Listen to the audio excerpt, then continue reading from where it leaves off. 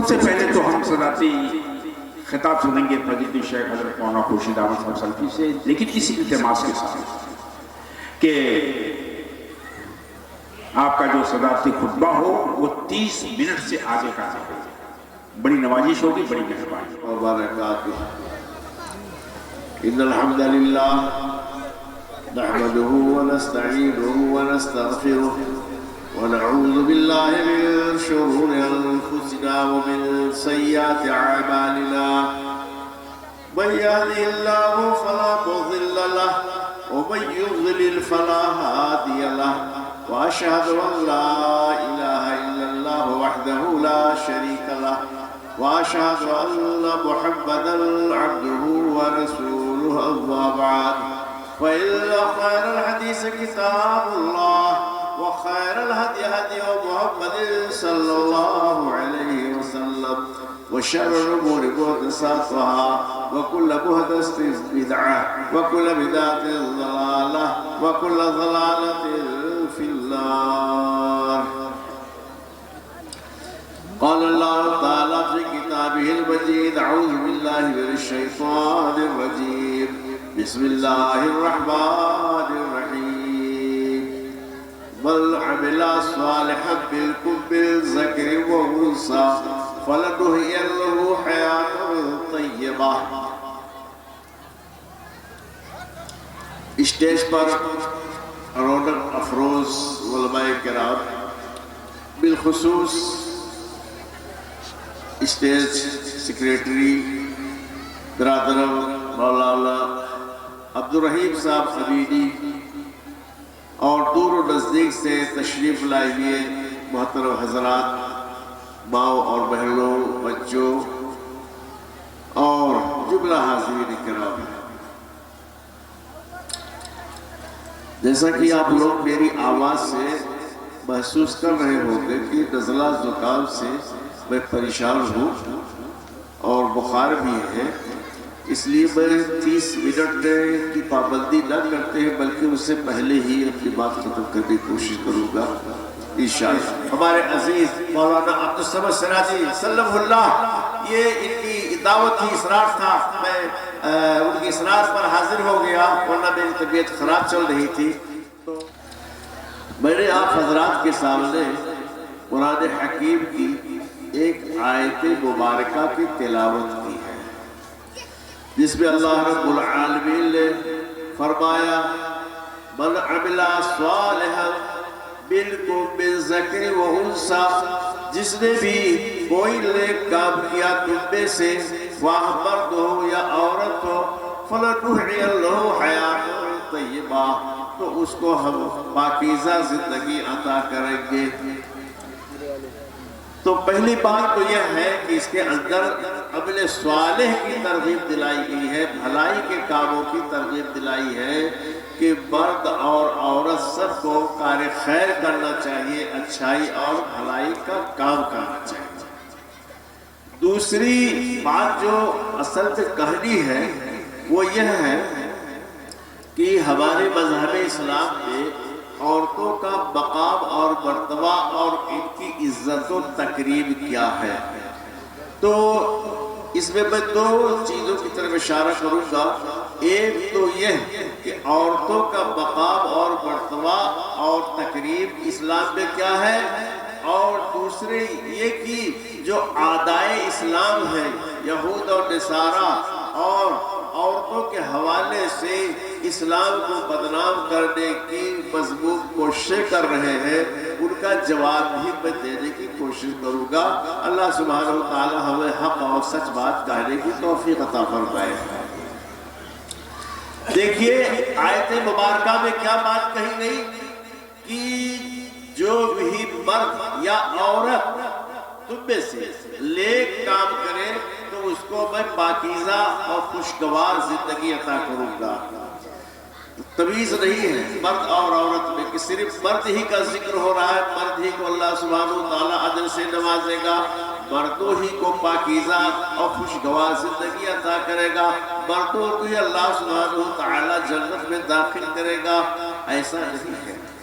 مرد عورت میں کوئی تمیز اور کوئی تفریق نہیں ہے. جو بھی نیک عمل کرے خواہ مرد ہو یا عورت ہو تو دونوں کو اللہ سبحانہ تعالیٰ پاکیزہ زندگی عطا کرے گا، اجر و ثواب سے نوازے گا. اس کو ہماری ماں اور بہنوں کو بھی سمجھنا چاہیے کہ ہر حال میں کوشش کرنی چاہیے پاکیزہ عمل کی، نیک عمل کی. جب اللہ سبحانہ تعالیٰ کے ہاں ہم لوگ حاضر ہوں گے تو وہاں ہمارا کیا ہوگا کہ جو اللہ سبحانہ تعالیٰ کے سامنے ہم پیش کر سکیں گے.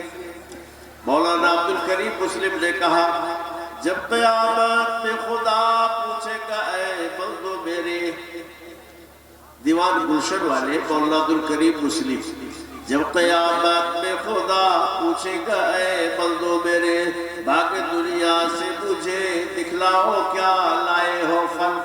یہی سوال کرے گا اللہ سبحانہ تعالیٰ. کسی کے مالداری، کسی کے کپڑے، کسی کے محل اور مکان اور تجارت بزنس، اس کا سوال نہیں ہوگا. نیکیوں کا جو ذخیرہ لے کے جائے گے اسی کے متعلق اللہ سبحانہ تعالیٰ سوال کرے گا. فرمایا اللہ سبحانہ تعالیٰ نے سورہ 3 میں اِلَّا الَّذِينَ آمَنُوا وَعَمِلُوا الصَّالِحَاتِ فَلَهُمْ أَجْرٌ غَيْرُ مَمْنُونٍ. انسان کو اللہ نے پیدا کرنے کے بعد اسفل السافلین میں پہنچا دیا ہے. اب اس کے کردار کی وجہ سے، برے اخلاق کی وجہ سے، برے عقائد کی وجہ سے، برے اعمال کی وجہ سے انسان کو اللہ نے اسفل السافلین میں پہنچا دیا ہے. لیکن اسفل السافلین میں جہنم میں جانے سے کون لوگ باقی رہیں گے؟ اِلَّا الَّذِينَ آمَنُوا وَعَمِلُوا الصَّالِحَاتِ. وہ لوگ جو ایمان لائے اور عمل صالح کیا. اور اتنے نہیں ہے بلکہ کیا فَلَهُمْ أَجْرٌ غَيْرُ مَمْنُونٍ. ان کے لیے ختم ہونے والا، نہ ختم ہونے والا اجر رہے گا. کوئی حد بندی نہیں ہوگی. جس طرح سے کہ آپ چشمہ شریف کی ایک روایت سے آپ کو سمجھاؤں، آپ کے گوش گزار کروں. اللہ سبحانہ تعالیٰ رسول اکرم صلی اللہ تعالیٰ علیہ وسلم نے ارشاد فرمایا ہے کہ دن قیامت کے کیا ہوگا؟ جب یہاں دنیا میں کوئی ایک بندہ اللہ کے راستے میں ایک دانہ خرچ کرتا ہے، کھجور کا ایک دانہ ہی خرچ کر دیتا ہے، تو اللہ سبحانہ تعالیٰ یربی اس کی ایگریکلچر کرتا ہے، اس کی کاشت کرتا ہے. کما یربی احدکم فلوہ، جیسے کہ آپ میں سے کوئی اپنے گھوڑے کے بچے کی پرورش کرتا ہے. بچہ بھی پیدا ہوا ہے، گرتا ہے، پڑتا ہے، وہ سنبھل نہیں پاتا ہے. انسان اس کو اٹھاتا ہے، صاف کرتا ہے، پھر اس کے بعد اس کے جسم کے مطابق اور اس کے عمر کے مطابق اس کو غذا دیتا ہے، دھوپ میں لے جاتا ہے، سردی سے بچاتا ہے اور شدت تپش سے بچاتا ہے، وغیرہ وغیرہ سب کچھ، یہاں تک کہ وہ جوان ہو کر گھوڑا ہو جاتا ہے. ایسے ہی اللہ سبحانہ تعالیٰ آپ کے ایک کھجور کی گٹھلی کی، ایک گیہوں کے ایک دانے کی وہ ایگریکلچر کرے گا، کھیتی کرے گا اور اس کو بڑھاتا رہے گا، یہاں تک کہ بڑھتے بڑھتے وہ احد پہاڑ کے برابر ہو جائے گا اور وہ آپ کے نامہ اعمال میں تولا جائے گا. یہ اِلَّا الَّذِينَ آمَنُوا وَعَمِلُوا الصَّالِحَاتِ. بے شک مگر وہ لوگ اسفل السافلین میں نہیں جائیں گے، جہنم میں نہیں جائیں گے کہ جن لوگوں نے جو ایمان لائے اور عمل صالح کیا. فَلَهُمْ أَجْرٌ غَيْرُ مَمْنُونٍ. نہ ختم ہونے والا اجر ان کے لیے ہوگا. تو یہ اجر کی فضیلت ہوگی، لیکن میں یہ بتلا رہا ہوں کہ اسلام نے مرد اور عورت میں تفریق نہیں ہے. کیسی تفریق نہیں ہے؟ صنفی تفریق تو ہے ہی. یہ تو ہر کوئی دیکھ رہا ہے کہ مرد کی ساخت مرد کی بناوٹ الگ ہے، عورت کی ساخت عورت کی بناوٹ الگ ہے، لیکن حیثیت اور درجہ جو اجر و ثواب کے اعتبار سے ہے، جو انسانیت کا رتبہ ہے، مقام ہے، اس میں کوئی فرق نہیں دیا اسلام نے کیا کہ عورت کا درجہ گھٹیا ہے، کمزور ہے اور وہ ایسی ہے ویسی نہیں. دیکھیے قرآن کریم سورہ روم کی آیت مبارکہ میں اللہ نے فرمایا وَبِالْآيَاتِهِ خَلَقَ لَكُم مِّنْ أَنفُسِكُمْ أَزْوَاجًا لِتَسْكُنُوا إِلَيْهَا وَجَعَلَ بَيْنَكُم مَّوَدَّةً وَرَحْمَةً. اللہ سبحانہ وتعالیٰ کی بہت ساری نشانیاں ہیں. وہ نشانی میں سے ایک نشانی یہ ہے اس نے تمہارے ہی درمیان سے تمہارا جوڑا بنا دیا ہے. اور تمہارے درمیان مہربانی و محبت کے جذبات پیدا کر دیا ہے. یہاں نفل ہو تو سے باپ رکھ دے، دونوں کا رنگ یکساں ہو، دونوں کا وزن یکساں ہو، دونوں کی قدر یکساں ہو، وہ دونوں آپس میں زوج ہو جائیں گے. اسی طرح سے دو قلم رکھ دیجئے، دونوں کا رنگ یکساں، دونوں کی قیمت یکساں، دونوں سب کچھ یکسانیت ہے، وہ دونوں زوج ہو جائیں گے، ایک دوسرے کا جوڑا ہو جائے گا. ایسی بہت ساری چیزوں کی مثال ہے. تو اللہ نے عورت کو مرد کا جوڑا بنا دیا، مرد کو عورت کا جوڑا بنا دیا ہے. ایسا نہیں ہے کہ عورت خادمہ ہے، ایسا نہیں ہے کہ عورت بادی ہے، ایسا نہیں ہے کہ عورت لوڈی ہے، بلکہ عورت کا درجہ اسلام کے اندر بہت زیادہ بلند کیا اللہ سبحانہ وتعالیٰ نے فرمایا. اللہ سبحانہ وتعالیٰ نے کیا فرمایا کہ وَلَهُنَّ مِثْلُ الَّذِي عَلَيْهِنَّ، اور فرمایا وَعَاشِرُهُنَّ بِالْمَعْرُوفِ، ان کے ساتھ اچھی زندگی گزارو، بہترین زندگی گزارو، سماجی طور سے ان کے ساتھ بہترین میل جول رکھو. اور اللہ سبحانہ وتعالیٰ نے فرمایا هُنَّ لِبَاسٌ لَكُمْ وَأَنْتُمْ لِبَاسٌ لَهُنَّ، کہ وہ تمہارے لیے لباس ہے اور تم ان کے لیے لباس ہو. لباس سے بدن ڈھانکا جاتا ہے، تن ڈھانکا جاتا ہے، اور خوبصورتی بھی حاصل کی جاتی ہے، سردی گرمی سے بچا بھی جاتا ہے. تو ایسے ہی مرد عورت کے لیے ہوتا ہے اور عورت مرد کے لیے ہوتی ہے. مرد عورت کی عزت و آبرو کی حفاظت کرتا ہے، اس کی کفالت کرتا ہے، اس کی ساری ضرورتوں کو پوری کرتا ہے، گناہوں سے بچتا ہے. اور یہی حال عورت کا بھی ہوتا ہے کہ مرد اس کا لباس ہوتا ہے، مرد اس کا محافظ ہوتا ہے، نگراں ہوتا ہے، اس کی حفاظت کرتا ہے، نفقہ کا انتظام کرتا ہے، اور مرد کے ذریعے اس کے اوپر کوئی غلط نظر نہیں ڈال سکتا ہے، وہ اپنے تحفظ میں رکھتا ہے، پردے میں رکھتا ہے. تو یہ اللہ نے فرمایا کہ تم ان کے لیے لباس ہو، تمہارے لیے لباس ہے. یہ اسلام میں اللہ سبحانہ وتعالیٰ نے عورتوں کو درجہ عطا فرمایا ہے. دیکھیے اسلام ایک فطری مذہب ہے، اسلام فطری مذہب ہے، حقیقی ہے، اور یہ آسمان سے نازل ہوا اللہ کی طرف سے. اس میں کہیں کوئی ریب نہیں ہے، کوئی کجی نہیں ہے، کوئی کمی نہیں ہے. اور یہ اپنی صداقت کی وجہ سے، اپنے خوبیوں کی وجہ سے، اپنے فضائل کی وجہ سے دنیا میں پھیل گیا. اور آج دنیا کے اندر تقریباً 203 یا 4 ملک پائے جا رہے ہیں، لیکن کوئی ملک ایسا نہیں ہوگا کہ جہاں مسلمان نہ پائے جاتے ہو. 57 ملک تو ایسے ہیں جہاں اسلامی جھنڈا لہرا رہا ہے، مسلم ممالک ایسے ہیں، اور باقی دنیا میں اقلیت کی حیثیت سے ہے. اسلام اپنی صداقت و سچائیوں کی وجہ سے پھیل گیا ہے. اور آج بھی سب سے زیادہ پھیلنے والا مذہب اسلام ہے. یہی چیز یہودیوں کو، یہی چیز نصرانیوں کو یعنی کرسچین کو کھل رہی ہے، اور اسلام کے سامنے قدغن لگانے کی کوششیں کر رہے ہیں. تو کسی کا ہاتھ پکڑ کر نہیں روک رہے ہیں کہ تم اسلام نہ قبول کرو، تم اسلام کا مطالعہ نہ کرو، بلکہ ان لوگوں نے ایک سوچے سمجھے منصوبے کے تحت، ایک سازش کے تحت اسلام پر وار کرنا شروع کر دیا ہے، اور اسلام کے پر اتہامات اور الزام کے بوچھار کرنا شروع کر دیا ہے، جن میں سے کیا ہے؟ اسلام تشدد کا مذہب ہے، اسلام دہشت گردی کا مذہب ہے، اسلام بہت پسماندہ ہو چکا ہے، بہت فرسودہ ہو چکا ہے، دنیا بہت آگے بڑھ چکی ہے. یہ سب کہتے کہتے یہ بھی کہنے لگے ہیں کہ اسلام عورتوں کو ان کا حق نہیں دے رہا ہے، اسلام عورتوں کے جو حقوق ہے وہ نہیں ادا کر رہا ہے، اسلام عورتوں کو گھر میں بند رکھتا ہے، اسلام جو ہے عورتوں کو پابند کر دیا ہے، ان کے اوپر طلاق کی تلوار ہر لٹکتی رہتی ہے، اور اسی طرح سے خلا ہے، طلاق وغیرہ یہ سارے مسائل ہیں کو جو اعتراضات کر رہے ہیں. میں یہ کہنا چاہوں گا، چونکہ مجھے بہت مختصر بولنا ہے، اس لیے میں چند ایک مثالیں آپ حضرات کے سامنے دینا چاہتا ہوں کہ اسلام کے جو عزت ہے، جو مقام دیا گیا، مرتبہ دیا گیا، یہ کسی اور مذہب میں آپ ڈھونڈ ڈالیں، کسی بھی کلچر میں ڈھونڈ ڈالیں، کسی بھی قانون میں ڈھونڈ ڈالیں، ہرگز نہیں پا سکتے ہیں. وہ کیا ہے؟ قرآن کریم کے اندر پوری ایک سورہ ہے، سورہ نساء کے نام سے ہے. اس کے اندر عورتوں کے مخصوص مسائل پر کثرت بیان کر دیے گئے ہیں.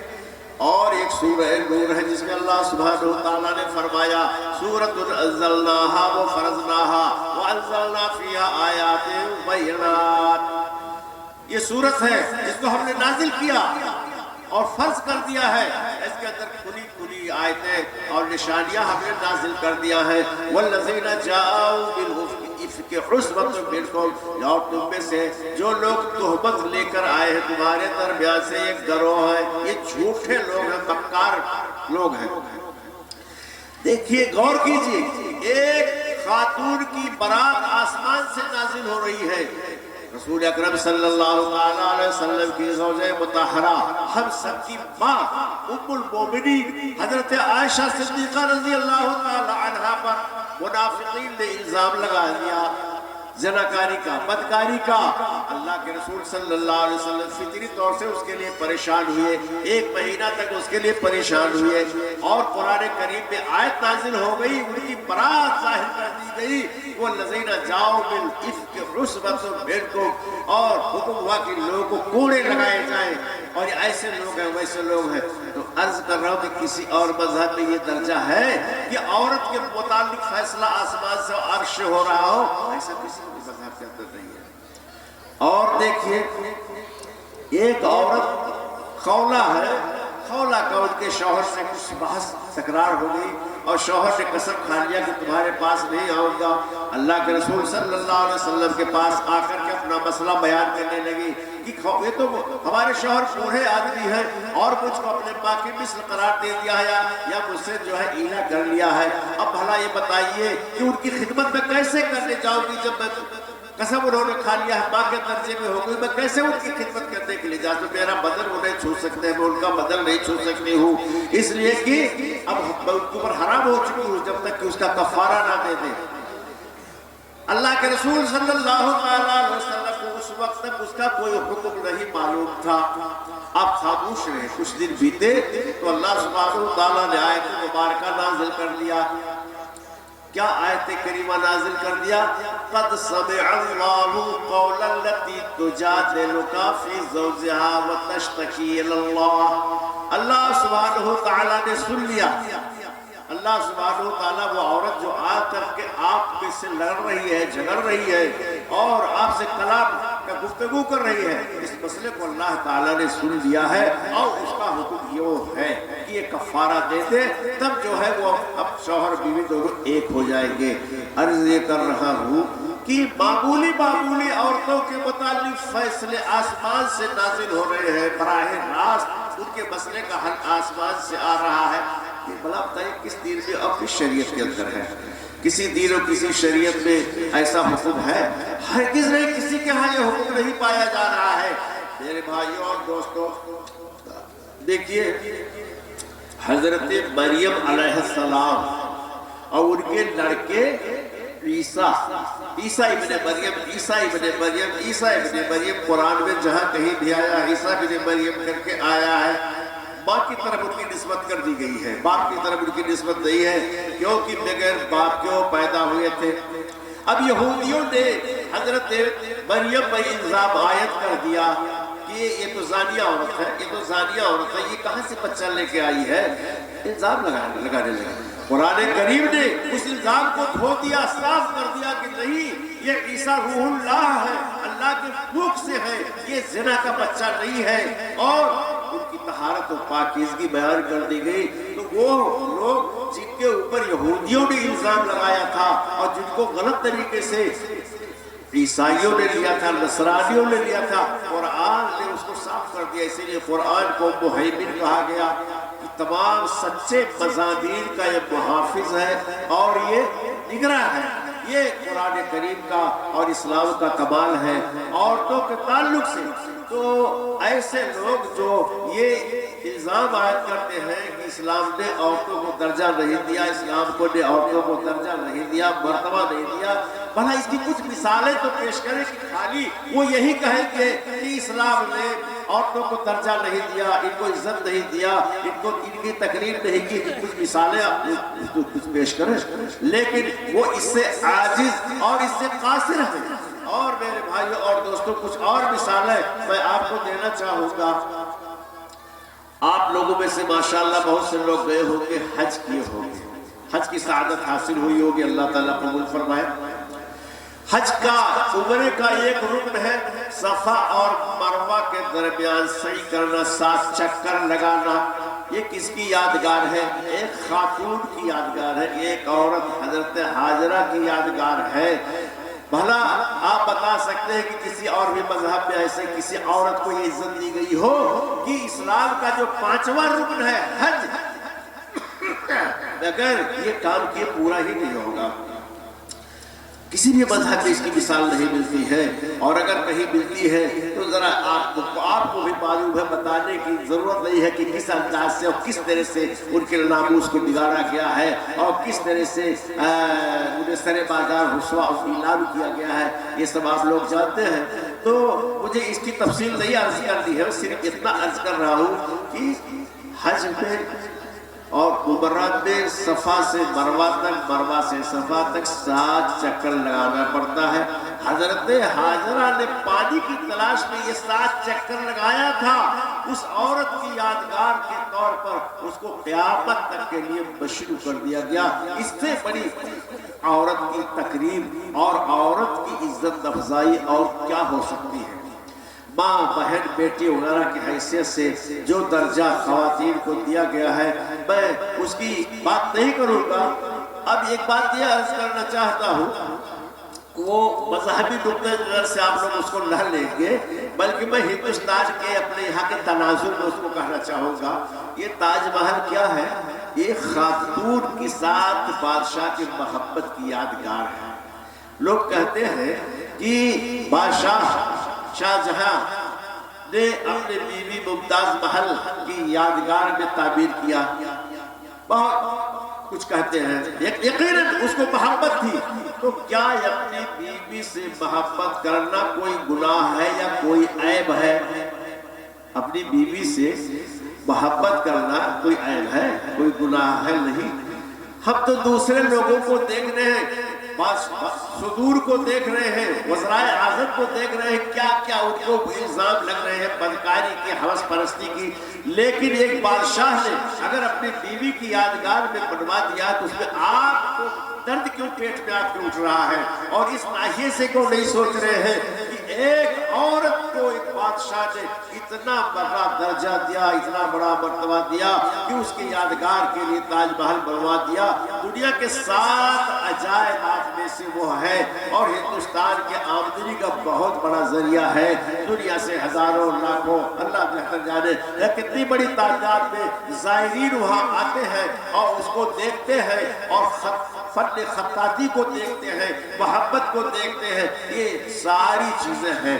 تو یہ کہنا کہ اسلام نے عورتوں کی توہین کیا، تذلیل کیا، یہ بہت ہی بےہودہ اور گھٹیا بات ہے، اور باقی رہ گئی خلا اور طلاق کی بات۔ تو اب اگر اس پر گفتگو کروں گا تو ذرا بات لمبی ہو جائے گی، اس لیے میں یہی ختم کروں گا۔